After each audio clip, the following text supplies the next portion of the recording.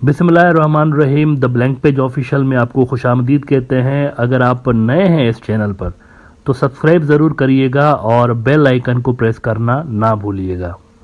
मित्रों, मणिपुर के जो हालात हैं वो एज़ यूजुअल टेंस हैं, लेकिन आज की जो वहाँ से डेवलपमेंट्स नहीं आ रही हैं सामने, वो बहुत ही हैरान कर देने वाली हैं। वहाँ से ये खबरें आ रही हैं कि इस वक्त जो हमले हो रहे हैं कुकी ट्राइब्स के ऊपर, जो कि क्रिश्चियन ट्राइब्स हैं। आपको पता है कि वहाँ पर मेथी जो कि हिंदू कम्युनिटी है और कुकी ट्राइब्स जो कि क्रिश्चियन कम्युनिटी है, इनके दरमियान आपस में लड़ाई जारी है। और मेथी कम्युनिटी को बीजेपी और आरएसएस की सपोर्ट जाहिर सी बात है हासिल है, और मेथी कम्युनिटी ही वोटर्स हैं असल में बीजेपी के, जिनकी इस वक्त मणिपुर के ऊपर हुकूमत है। तो इल्ज़ामात पहले ये लग रहे थे कि पुलिस जो है वो कुकी ट्राइब्स को सपोर्ट नहीं कर रही, मेथी ट्राइब्स को सपोर्ट कर रही है, हिंदू ट्राइब्स को। लेकिन अब जो खबरें आ रही हैं वो बहुत ही परेशान कुन है। खबरें ये आ रही हैं कि पुलिस जो है वो मारकुटाई में इन्वॉल्व हो गई है डायरेक्टली। मतलब पहले छुप छुपा के अगर वो मार रहे थे, तो अब खुल्लम खुल्ला वहाँ पर मारकुटाई में पुलिस मसरूफ़ है। और कुछ वाक़यात ऐसे भी रिपोर्ट हुए हैं जिनमें फौज की वर्दियां पहने हुए लोग कुकी ट्राइब्स के गांव के ऊपर हमले कर रहे हैं और उनको मार रहे हैं, फौज की वर्दी पहने हुए। अब इसमें फौज खुद को डिस्टेंस कर रही है। फौजी कह रहे हैं कि ये हम नहीं है, ये कोई और हमारी यूनिफॉर्म्स पहन के और कुकी ट्राइब्स के ऊपर हमले कर रहा है, ताकि कुकी ट्राइब्स रिटालिएशन में हमें टारगेट करें, फौजियों को। तो वहाँ से ये बड़ी परेशान कुन खबरें आ रही हैं कि सक इन किया जा रहा है इंडियन आर्मी को मणिपुर के अंदर, ताकि उनके दरमियान और कुकीज़ के दरमियान जो लड़ाई है वो मज़ीद फैलती जाए और पुलिस इसमें साइड हीरो का रोल प्ले करती रहे। इंडियन एक्सप्रेस ने खबर लगाई है कि new flare up in Manipur, 3 shot dead in Kuki village. The attack came not long after Kuldeep Singh, security advisor to the Manipur government, said that the state had not seen violence for 48 hours.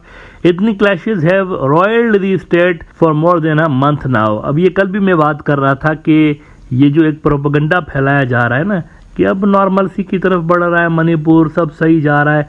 इन्होंने भी, ये जो security adviser है Manipur government के, उन्होंने ये statement दिया, उसके कुछ ही घंटे के अंदर बड़ी कार्रवाई हो गई और 3 कम से कम जो उसमें कुकी विलेजेस के लोग हैं वो मारे गए। लेकिन कहानी यहाँ पर ख़त्म नहीं हो रही, इसके अंदर एक बड़ा ट्विस्ट है इस कहानी के अंदर।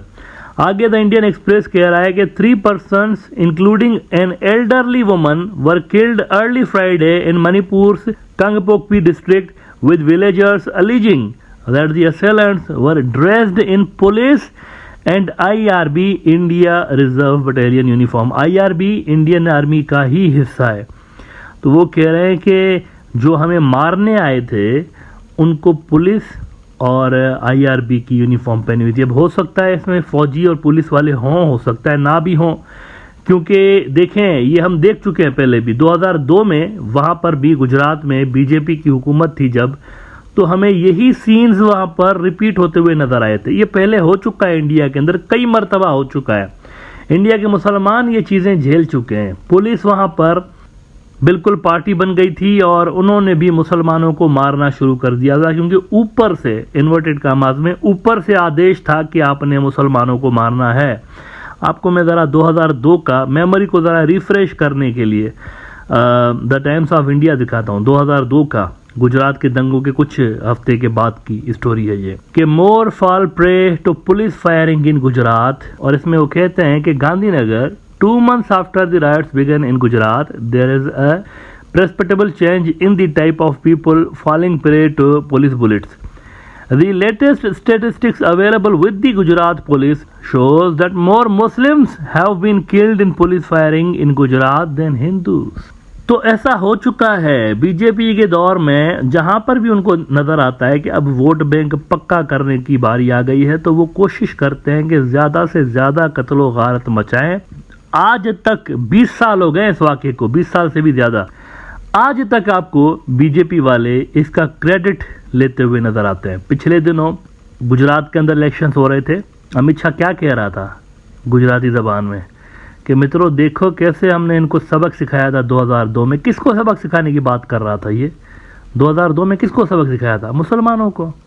तो आज तक ये इसका क्रेडिट लेते हैं और हिंदुत्व के जो ठग हैं उनको बताते रहते हैं कि जब हम पावर में होंगे ना तो आपका दबदबा होगा, आपका रोब होगा। यहाँ पर भी गालिबन मैथी कम्युनिटी के दिल में ये चीज़ बिठाने के लिए कि अगर बीजेपी जब तक पावर में रहेगी तब तक उनका दबदबा रहेगा, तो गालिबन पुलिस को इन्होंने अनलिश किया हुआ है कि कुछ एक्शन दिखाओ ताकि हमारा नाम बैठे। It is quite possible. लेकिन इंडियन मीडिया यहाँ पे यूनिफॉर्म का लफ्ज़ यूज़ कर रहा है कि पुलिस की यूनिफॉर्म में आए हैं, पता नहीं कौन थे भाई। पुलिस की यूनिफॉर्म क्या हर दुकान पे मिलती है वहाँ पे? क्या बात कर रहे हैं? फौज और पुलिस की यूनिफॉर्म ऐसे थोड़ी मिलती है इतनी बड़ी तादाद में। जब आप कह रहे हैं वो जो विलेजर्स हैं वो कह रहे हैं बहुत सारे लोग आए थे जिनको यूनिफॉर्म पहनी हुई थी, तो इतनी सारी यूनिफॉर्म्स एक दिन में तो नहीं बनी होंगी ना। मतलब कैसे, किस तरीके से उनके पास यूनिफॉर्म आई पुलिस की? एक बहुत बड़ा क्वेश्चन मार्क है सिक्योरिटी के ऊपर। ऑन टॉप ऑफ दैट, जब आर्मी वाले वहां पर चीज़ें कंट्रोल करने की कोशिश कर रहे हैं तो आर्मी के अंदर जो मैथी ट्राइब्स के लोग हैं उनकी लिस्टें आउट हो गई हैं कि कौन सा मैथी ट्राइब का ऑफिसर किधर डिप्लॉयड है, तो आर्मी को भी ब्लैकमेल किया जा रहा है। और दूसरी तरफ से आर्मी के भी यूनिफॉर्म पहनाए जा रहे हैं पुलिस के साथ। जो लोग वहाँ पर कत्ल गारत मचाने आ रहे हैं तो आर्मी के भी यूनिफॉर्म्स वहाँ पर पहने हुए। तो मेरे ख्याल से आर्मी को सक इन करने की यहाँ पर कोशिश की जा रही है ताकि आर्मी जो है यहाँ पर मजबूर हो जाए कुकी ट्राइब्स के ऊपर। जब वो रिटालिएशन में कुकी इनको धपड़दूस कर रहे होंगे तो ये भी उनको जवाबी तौर पर धपड़दूस करें। तो मेरे ख्याल से आर्मी को सक इन करने की यहाँ पर कोशिश हो रही है मणिपुर के अंदर। अच्छा, सोने पे सुहागा देखें। अमित शाह साहब कुछ हफ्ते पहले आए और उन्होंने दौरा किया, उन्होंने 101 करोड़ का पैकेज भी अनाउंस किया, सारा कुछ कर दिया, लेकिन उसके बावजूद भी अभी तक वहाँ पर पीस चूंकि नहीं आया। तो नई हरकत देखें इन्होंने क्या किया है, एक और नमूने को भेज दिया है और बड़ा नमूना है, बहुत बड़ा नमूना है। उसको इन्होंने भेज दिया है मणिपुर के अंदर और उसको उन्होंने कहा है कि पीस वहाँ पर लाने के लिए आप भी कोशिश करें। अब उस बंदे का अगर मैं आपको नाम बताऊंगा ना तो आप खुद सर पकड़ के बैठ जाएंगे कि किस बंदे को उन्होंने पीस वहाँ पर कायम करने के लिए भेजा। असम का चीफ मिनिस्टर हिमंता बिस्वा शर्मा, जो कि अपनी गंदी और गलीज ज़बान की वजह से पहले से ही मशहूर है। एंटी मुस्लिम बयानात उनके आए दिन सामने आते रहते हैं। कोई मदरसा नहीं छोड़ूंगा, मुसलमानों की तहजीब इस तरह की है, मुसलमान। ये यूपी के जो चीफ मिनिस्टर आदित्यनाथ है ना, उसके बाद हिंदुत्व का सबसे बड़ा गुंडा है। तो इनको भेज दिया उन्होंने माइनॉरिटीज़ को शांत करवाने के लिए। यानी अगर आपको भेजना था तो किसी ऐसे बंदे को भेजें जो कि जिसका कोई कद काठ हो और जिसको कोई पजीराई हासिल हो। इंडियन माइनॉरिटीज़ के अंदर बिस्वा शर्मा या योगी आदित्यनाथ जैसे लोग जो हैं वो ना अनपॉपुलर है ना, वो कितना ज़्यादा उनको कोई लिफ्ट नहीं कराता। आपको ऐसे लोग भेजने चाहिए थे जिनको कोई सुन रहा हो वहाँ पर, जिनकी कोई वर्थ हो, जिनको पसंद किया जाता हो। और ऐसे बीजेपी के अंदर लोग हैं भी, ऐसा नहीं है कि सारे के सारे खराब हैं इस पार्टी के अंदर, कुछ कुछ अच्छे लोग भी हैं इसके अंदर, उनको भेजते भाई। ये किस बंदे को उन्होंने आसाम के सीएम को भेज दिया जो कि पहले से ही एंटी मुस्लिम और एंटी माइनॉरिटीज़ मशहूर है। फोर्सफुल कन्वर्जन के हवाले से बीच में इनका स्कैंडल हुआ था, उसमें क्रिश्चियन कम्युनिटी इनको सख्त नापसंद करती है क्योंकि इसने बहुत सारे क्रिश्चियंस जो थे उसमें फ्रेम किए गए थे झूठे केसेस के अंदर, कन्वर्जन के केसेस के अंदर। तो इनकी रेपुटेशन पहले से ही नहीं है अच्छी कोई वहाँ पे, लेकिन इनको भेज दिया है वहाँ पे कि जाओ आप वहाँ पर अमल लाने की कोशिश करो। इंडिया टुडे नॉर्थ ईस्ट कहता है कि Manipur violence, NEDA convener Himanta Biswa Sarma lands in Imphal to meet CM Biren Singh. CM Biren Singh साहब जो हैं वो भी हिंदुत्व के बहुत बड़े सपोर्टर के तौर पर मशहूर हैं। तो ये दोनों मिल बैठेंगे और दोनों कंट्रोवर्शियल शख्सियात, और दोनों से उम्मीद की जा रही है कि ये वहाँ पर मिल बैठ के ना कोई सल्यूशन निकालेंगे। ये सूरत हाल है। अब ये मामलात देखें कंट्रोल करने के लिए नहीं, ये मज़ीद इसको बढ़ाने के लिए इस तरह की जो शख्सियात हैं वो होती हैं।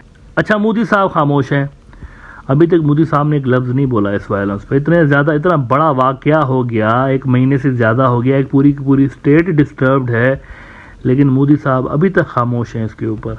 तो उनके ऊपर भी इस वक्त सवालिया निशान लग रहा है कि वो चुप करके क्यों बैठे हुए हैं। बहरहाल इस वक्त तक की रिपोर्ट यही है वहाँ से कि किसी किस्म की कोई नॉर्मल सी रिटर्न नहीं हो रही और मार कुटाई और लड़ाई एज़ यूजुअल जारी है और कर्फ्यू एज़ यूजुअल लगा हुआ है वहाँ पे, और internet as usual shut down है मणिपुर के अंदर।